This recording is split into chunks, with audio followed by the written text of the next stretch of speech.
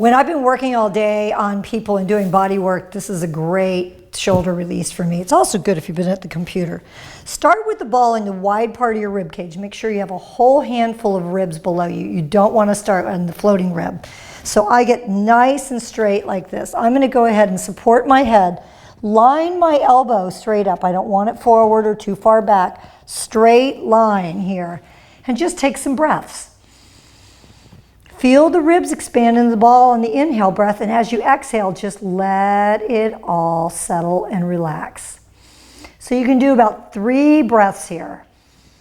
Big and full. Then I'm going to press into the bent leg, lift up, move the ball into the armpit, and go ahead and take it right in that armpit and extend that arm. And I can just use this as a kickstand and this, or it can be like this.